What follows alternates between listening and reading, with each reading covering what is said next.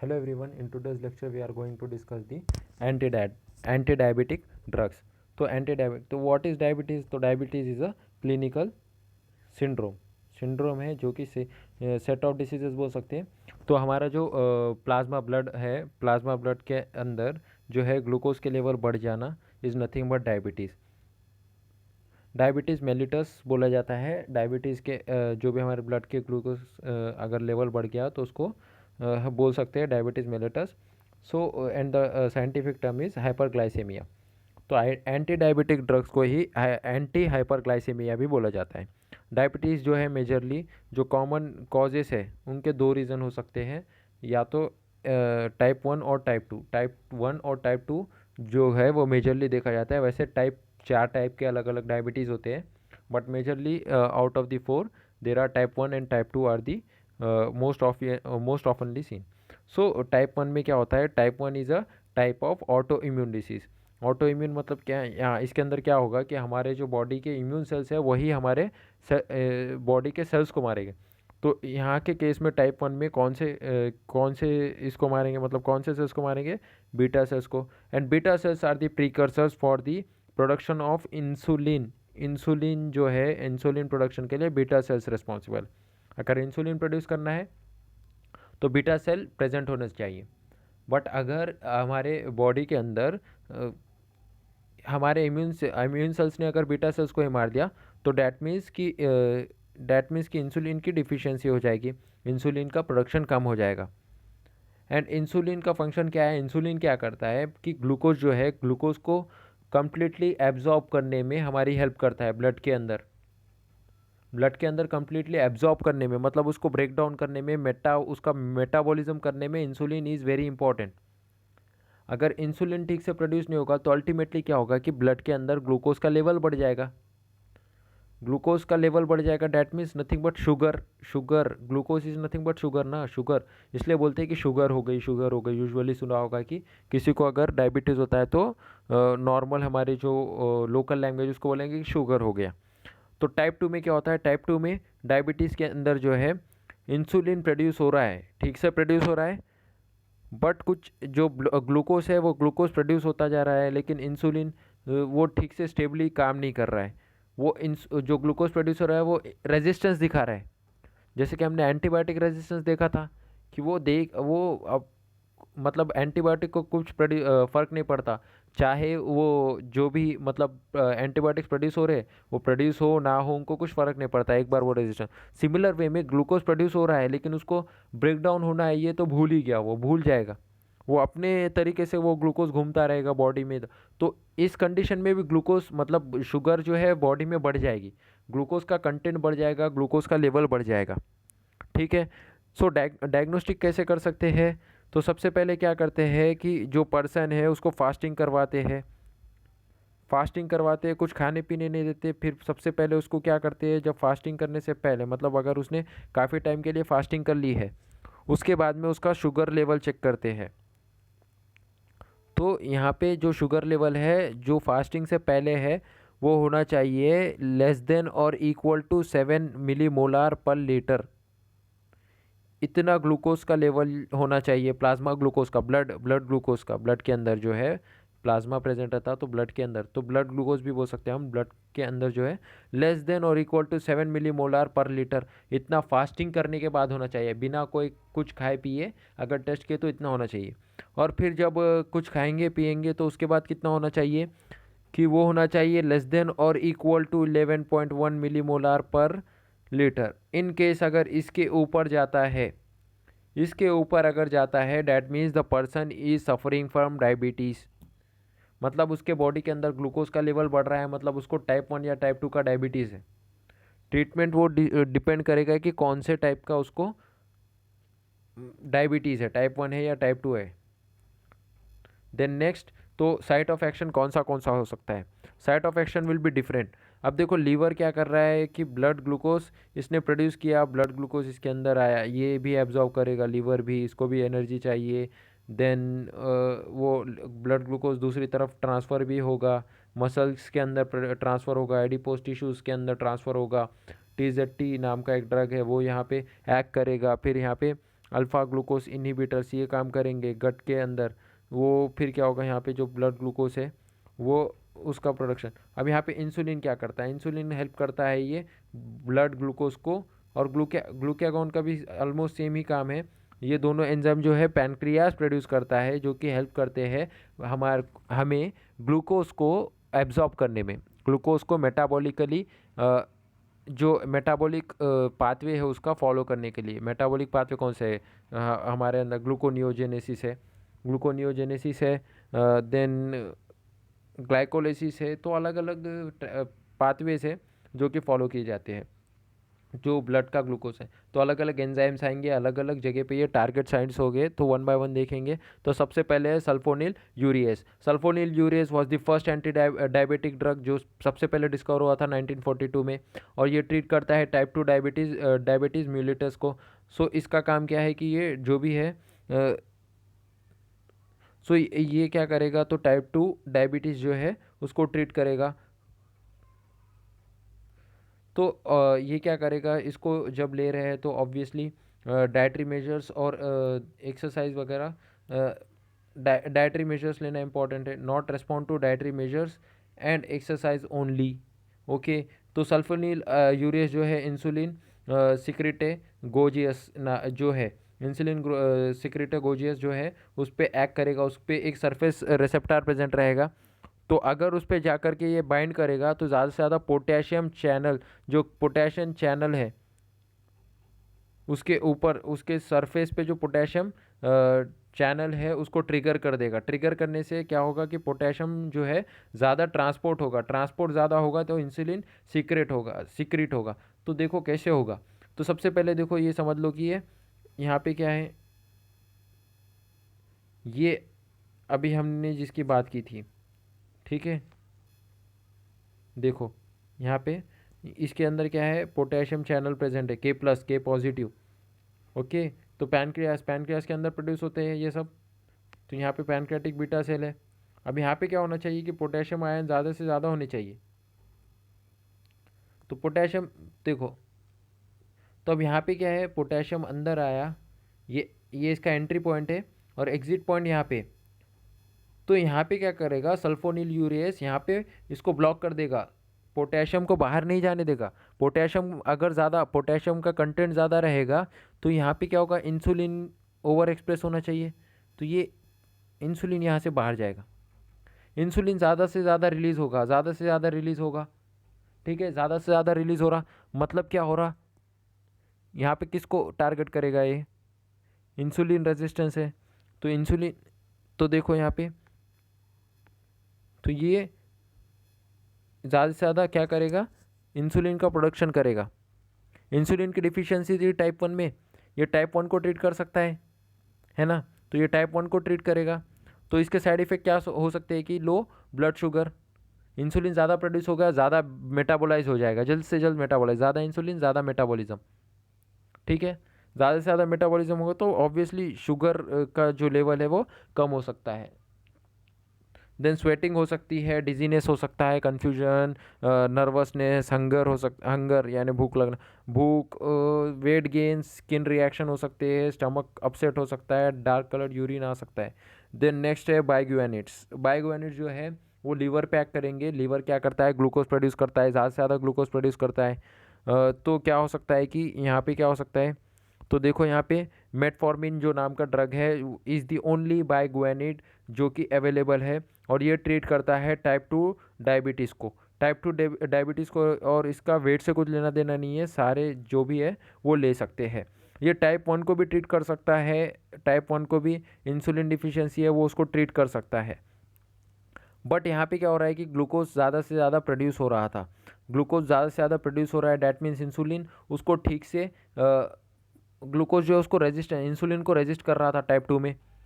Type 2 को resist कर रहा है मतलब कि यहाँ पे इंसुलिन का प्रोडक्शन हो रहा है, बट ग्लूकोज क्या कर रहा है, वो ठीक से उसको इंसुलिन का रेजिस्टेंस कर रहा है। तो मैकेनिज्म ऑफ एक्शन कैसे, देखो मेटफॉर्मिन क्या करेगा प्रिसाइसली उसको डिफाइन। तो इसके अंदर जो है हाइपोग्लाइसेमिक इफेक्ट जो है नॉन डायबिटिक इंडिविजुअल्स में रहेगा। बट डायबिटीज़ के अंदर क्या होगा कि इंसुलिन की जो सेंसिटिविटी है, ग्लूकोज का अपटेक है वो इंसुलिन क्या करेगा, ग्लूकोज ज़्यादा से ज़्यादा अपटेक कर लेगा, उसको एब्जॉर्ब कर लेगा, और एब्जॉर्ब करने के बाद जो है ग्लूकोनियोजेनेसिस को इनहिबिट कर देगा। ग्लूकोनियोजेनेसिस से क्या होता है कि ज़्यादा से ज़्यादा ग्लूकोज का प्रोडक्शन होता है। मेटाबॉलिज्म में है ग्लूकोनियोजेनेसिस, पायरुवेट से ग्लूकोज का फॉर्मेशन, ठीक है, पायरुवेट से ग्लूकोज का formation is nothing but gluconeogenesis. अगर उसको इनहिबिट कर दोगे तो क्या होगा कि इंसुलिन ठीक से अपना काम कर पाएगा, ग्लूकोज का लेवल जो है वो कम रहेगा, तो इंसुलिन भी ठीक से प्रोड्यूस होगा। तो यहाँ पे देखो कि माइटोकॉन्ड्रिया है, माइटोकॉन्ड्रिया क्या करेगा, एनर्जी, तो यहाँ पे देखो एएमपी बड़ा, यहाँ पे एडीपी एटीपी ये सब माइटोकॉन्ड्रिया क्या करेगा, एएमपी के देगा, और एएमपी के अगर प्रोड्यूस, अब यहाँ पे देखो ये यहाँ पे एएमपी के phosphorylation of CBP and CRT C2, तो ये यहाँ पे करेगा। तो यहाँ पे ट्रांसक्रिप्शन फैक्टर है, ट्रांसक्रिप्शन फैक्टर प्रेजेंट रहेंगे तभी क्या होगा, प्रोटीन्स ट्रांसक्रिप्शन, डीएनए से आरएनए, ओके, आरएनए बनेगा। तो आरएनए मैसेज, अगर मैसेंजर आरएनए अगर मैसेज नहीं लेके जाएगा कि ज़्यादा से ज़्यादा यहाँ पे क्या करना है, ग्लूकोज प्रोड्यूस करना है, तो ग्लूकोज प्रोड्यूस नहीं होगा। ये जो ग्लूकोनियोजेनिक जेनिक जीन एक्सप्रेशन है ये यहाँ पे स्टॉप हो जाएगा, इसको यहाँ पे ब्लॉक कर देंगे, कौन, मेटाफॉर्मिन ब्लॉक कर देंगे, तो ये जो है आगे नहीं जाएगा। और ग्लूकोज का प्रोडक्शन यहाँ पे देखो रेड में है, मतलब ये स्टॉप होने वाला है, नीचे आ गया ना, नीचे आ गया, लैक्टेट भी रेड में है, मतलब इसका भी प्रोडक्शन स्टॉप होगा। और यहाँ पे पायरुवेट, तो यहाँ पे ग्लूकोज का प्रोडक्शन कम होगा, जिसके वजह से इंसुलिन ठीक से काम कर पाएगा, इंसुलिन रेजिस्टेंस नहीं दिखा पाएंगे glucose, so that it can treat type 2 वाला डायबिटीज़। देन नेक्स्ट देखो side effect, diarrhoea, nausea, vomiting, gastric upset, flatulence, heartburn, metallic taste, ये सब साइड इफेक्ट्स है इसके। देन नेक्स्ट देखो mechanism of action of alpha glucosidase inhibitors. Alpha glucosidase inhibitors देखो अलग अलग टाइप के, दो जगह पे जो एंजाइम्स है, इंटेस्टिनल एंजाइम्स और पैनक्रियाटिक एंजाइम्स इस पे एक्ट करेंगे। इसके अंदर एकैरबोस और मिग्लिटॉल ये दोनों है। तो इंटेस्टिनल एंजाइम के अंदर क्या है, अल्फा ग्लूकोसाइडेस जो है वो मतलब क्या करता है, कार्बोहाइड्रेट्स को मेटाबोलाइज करता है। इंटेस्टाइन के अंदर कौन कर रहा है, इंटेस्टाइन के अंदर कौन मेटाबोलाइज कर रहा है कार्बोहाइड्रेट्स को, तो यहाँ पे एंजाइम है अल्फा ग्लूकोसाइडेस। तो अल्फा ग्लूकोसाइडेस इनहिबिटर्स अगर यहाँ पे लगा देंगे तो ये क्या करेगा कि उसका जो मतलब अल्फा ग्लूकोसाइडेस है उसको इनहिबिट कर देगा, मतलब इनहिबिट करने से मेटाबॉलिज्म जो कार्बोहाइड्रेट्स का है वो स्लो डाउन हो जाएगा। तो मतलब जो ग्लूकोज का अपटेक है वो कम हो जाएगा, शुगर का लेवल कम हो जाएगा, ठीक है। देन नेक्स्ट है पैनक्रियाटिक एंजाइम, यहाँ पे एरकाबोस ये सिंगल है ड्रग जो कि यहाँ पे एक्ट करेगा। तो ये क्या करेगा, पैनक्रियास क्या करता है, ऐसे एंजाइम सिक्रेट करता है जो कि फूड को ज़्यादा से ज़्यादा एब्जॉर्ब करते हैं और ब्लड स्ट्रीम में रिलीज़ करते हैं। ब्लड स्ट्रीम के अंदर जो एब्जॉर्ब करते हैं वैसे एंजाइम्स रिलीज करता है pancreas. Alpha amylase is one of the pancreatic enzyme जो कार्बोहाइड्रेट को मेटाबोलाइज करता है। लेकिन एकैरबोस क्या करेगा कि ये अल्फा एमाइलेज की एक्टिविटी इनहिबिट कर देगा, तो ये ज़्यादा से ज़्यादा अपटेक नहीं करेंगे ग्लूकोज का ज़्यादा अपटेक नहीं करेंगे, तो ज़्यादा से ज़्यादा क्या नहीं करना पड़ेगा कि इंसुलिन ज़्यादा प्रोड्यूस नहीं करना पड़ेगा और जो डायबिटीज़ है उसको ट्रीट कर सकते हैं। देन नेक्स्ट है देखो अल्फा ग्लूकोसाइडेस क्या करेगा, यहाँ पे देखो यहाँ पे इसने ग्लूकोज लेकिन एब्जॉर्प्शन के लिए अगर यहाँ पे अल्फा ग्लाइकोसाइडेस को ब्लॉक कर दिया जाए, पॉलीसेकेराइड है ये क्या करेगा कि ग्लूकोज का अपटेक करेगा, ब्रेक डाउन करेगा, इसको अपटेक करेगा। लेकिन अगर इसको इनहिबिट कर दे, इसकी एक्टिविटी इनहिबिट कर दे, तो ये ज़्यादा से ज़्यादा ग्लूकोज नहीं बनाएगा।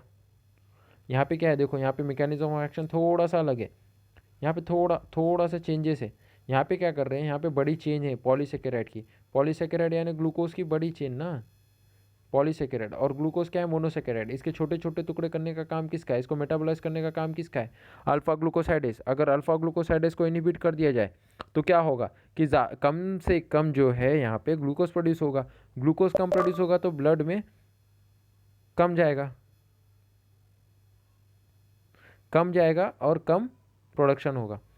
देन इसके साइड इफेक्ट्स क्या होते हैं, फ्लैटुलेंस, अब्डोमिनल ब्लॉटिंग, डायरिया हो सकता है, बोवेल डिसीजेस होते हैं, कोलोनिक अल्सरेशन, या देन इंटेस्टाइनल ऑब्स्ट्रक्शंस हो सकते हैं।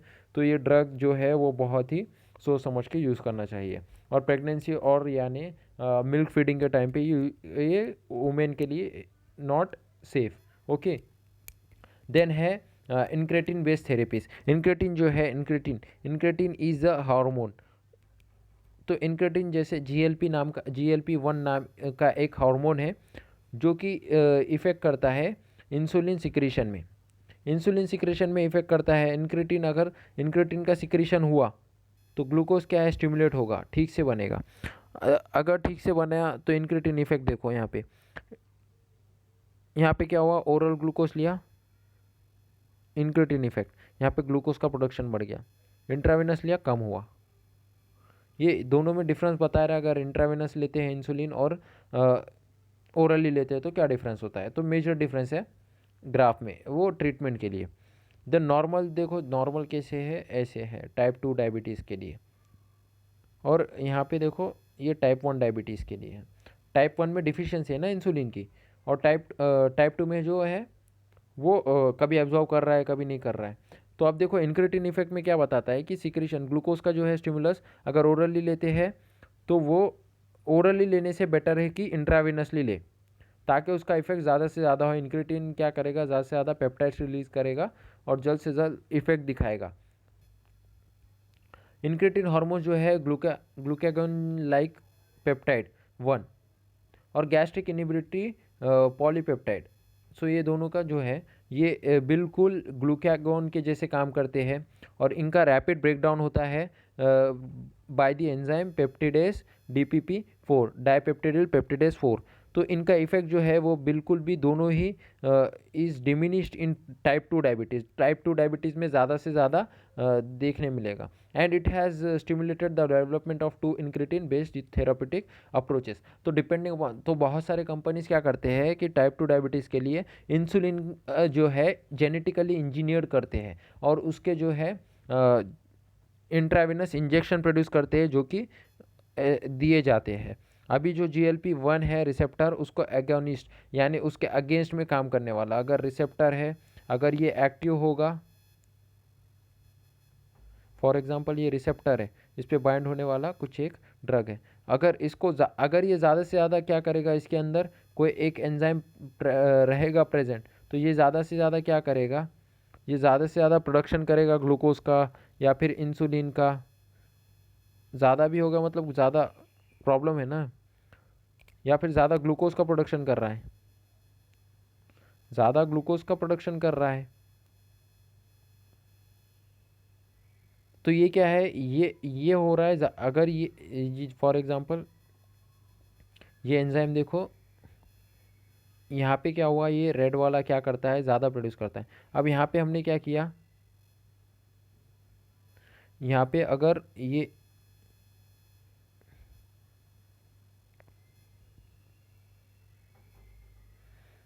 ओके, ये नेक्स्ट वाला जो है ये ब्लू वाला, अगर ये यहाँ पे बाइंड होगा तो इसकी जो एक्टिविटी है वो स्टॉप हो जाएगी।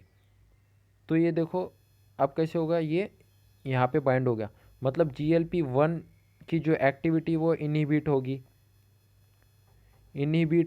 GLP-1 की जो एक्टिविटी है इट विल बी इनहिबिटेड। तो टाइप 2 में क्या होगा कि जो रेजिस्टेंस है, तो ग्लूकोज ज़्यादा प्रोड्यूस नहीं होगा। ज़्यादा प्रोड्यूस नहीं होगा मतलब ज़्यादा उसको इंसुलिन प्रोडक्शन की रिक्वायरमेंट नहीं रहेगी, जितना प्रोड्यूस हो रहा है उतना काफ़ी रहेगा। क्योंकि यहाँ पे क्या हो रहा था कि ग्लूकोज ज़्यादा प्रोड्यूस हो रहा है unnecessarily, because of which insulin जो है वो ठीक से उसको ठीक से एब्जॉर्ब नहीं कर रहा है या मेटाबोलाइज नहीं कर रहा है, जिसकी वजह से प्रॉब्लम हो रही थी। तो इंजेक्टेबल GLP-1 जो है उसके इनिबिटर के एनालॉग्स या फिर उसके एनालॉग्स या फिर उसके जो इनिबिटर्स है वो दिए जाते हैं। सो these are all the mechanism of all the anti-diabetic drugs. I hope you understood this. Thank you.